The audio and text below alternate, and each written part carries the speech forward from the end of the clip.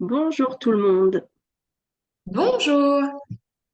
Alors, on parle souvent de changement. Aujourd'hui, on va parler de ça, d'acceptation. Parce que pour changer, on vous l'a déjà dit, il faut accepter qu'il y a une partie de nous à changer. Mais pour accepter qu'il y a une partie de nous à changer, il faut accepter aussi toutes les autres parties. Et puis, s'accepter, c'est aussi le premier pas pour s'aimer. Euh, alors, je vous entends venir souvent, la première chose qu'on n'aime pas, c'est notre corps ou une partie de notre corps, parce que on a vieilli, on a eu des enfants, on a grossi, on a minci trop vite, etc. Et la question que j'aimerais enfin, te poser, c'est est-ce que tu crois vraiment que tu es sur cette terre pour te battre contre ton propre corps? Est-ce que tu crois qu'il te permet de faire toutes ces choses merveilleuses au quotidien pour que tu te battes contre lui? Est-ce que tu crois que tu as reçu la vie pour être en perpétuel combat contre une partie de toi? Moi, je pense que non. En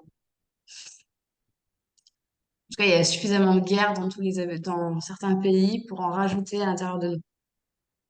Donc, il est vraiment temps de t'accepter tel que tu es et d'accepter que ton corps est comme il est aussi, avec ses qualités et ses défauts. Il est temps aussi que tu t'aimes toi et que tu l'aimes lui comme il est, mais profondément en fait.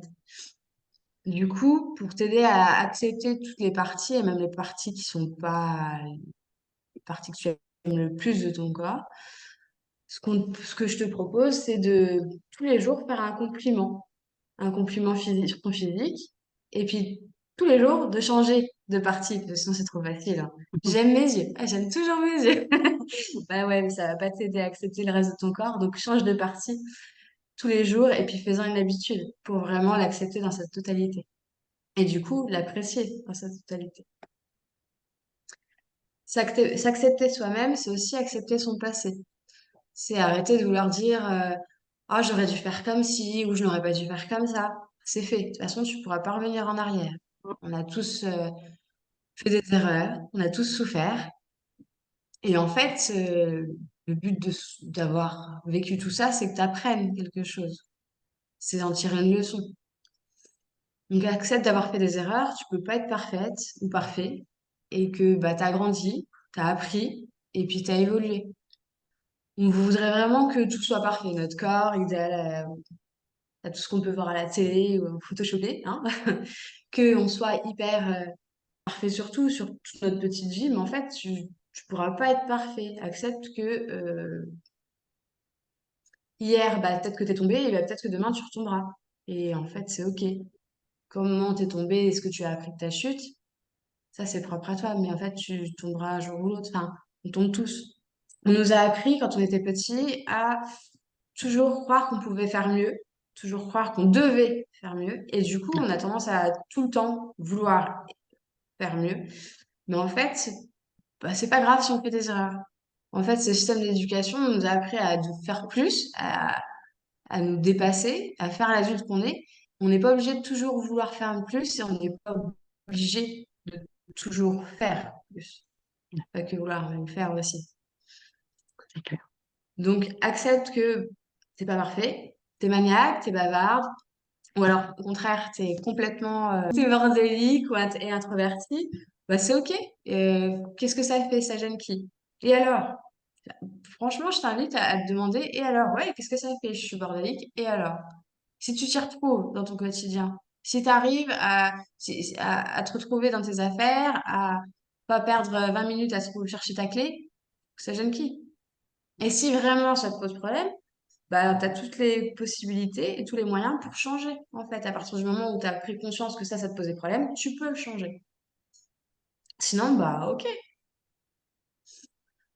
Faut vraiment prendre le parti de voir ce qu'il y a de bon en toi et de beau. Parce que, bah, en fait, tu as forcément des bons côtés. Tu as forcément des belles choses. Et souvent, ça s'attarde que sur ce qui est pas bien ou ce qui colle pas à la norme. Donc vraiment, prends le temps d'accepter que bah, tu fais des erreurs et c'est OK. Et que bah, tu as le droit de te pardonner aussi si tu fais des erreurs. Alors, des fois, bah, je sais pas, tu vas être pas très réveillé, tu vas emmener tes enfants à l'école et tu vas pas dire bonjour aux autres parents. OK. Bon, bah, t'as pas fait ça correctement. Mais qu'est-ce que t'as fait de bien à côté? Vois tout ce que tu as pris le temps de faire de bien. Et puis, bah, dis-toi, ah, je suis fière d'avoir réussi ça ou d'avoir réagi comme ça. d'avoir pensé comme ça aussi. Enfin, parce que des fois, c'est peut-être juste dans tes pensées et c'est OK. Et prends le temps, du coup, de valoriser ce que tu fais de bien.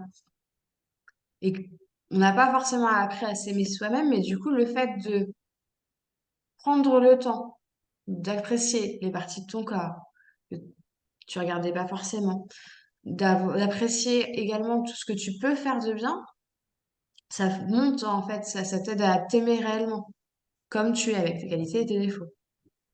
Mais s'aimer, c'est quoi? S'aimer, c'est s'aimer malgré tout, malgré tous les défauts, toutes les imperfections, malgré nos erreurs aussi. S'aimer, c'est arrêter de mettre des conditions à notre amour. C'est je m'aimerais quand j'aurai perdu 10 kilos. Ah, je m'aimerais quand je serais brune, par exemple. Bah, non, en fait, t'aimer, c'est t'aimer comme t'es.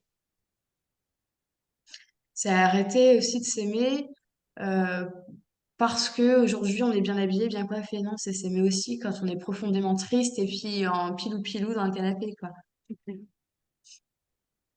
Donc c'est toi qui le décides de t'aimer. Il y a personne qui doit venir te dire de t'aimer comme ci ou comme ça. C'est vraiment de toi à toi. Et c'est pas une question de mérite, c'est pas une question de d'image que peuvent avoir les autres sur nous. C'est vraiment de toi à toi. Je le redis, c'est important. Ouais. Donc en fait, c'est à toi de décider de t'aimer malgré tout. Malgré que tout ce que tu as appris, malgré la joie, malgré la tristesse, malgré la colère. Arrête de te critiquer, de te reprocher, même des fois de te punir parce que Ouais. plein d'addictions sont des punitions, entre guillemets, qu'on s'inflige à nous-mêmes parce qu'on ne répond pas à cette perfection, à cette norme qu'on aimerait tant avoir. Ben, en fait, non. Ok, tu décides de t'aimer entièrement aujourd'hui. Enfin, clairement, même si bah, demain, eh ben, tu te seras le cafard et que peut-être tu auras juste envie de te jeter sur les placards, et ben non, aime-toi entièrement aujourd'hui parce que bah, aujourd'hui, tu as fait ça de bien. Et puis demain, rappelle-toi qu'hier, tu as fait ça de bien. Et du coup, si tu as réussi un jour, tu peux réussir un deuxième jour. Exactement. Et puis personne ne pourra t'aimer à ta place. Enfin, personne ne pourra t'aimer comme toi, tu voudrais qu'on t'aime. Donc aime-toi comme tu voudrais qu'on t'aime. Respecte-toi comme tu voudrais qu'on te respecte. Prends soin de toi comme tu pourrais prendre soin des autres. Voilà. Ouais. Je finis avec ça. Merci beaucoup, Aurore. Merci Marine. À bientôt.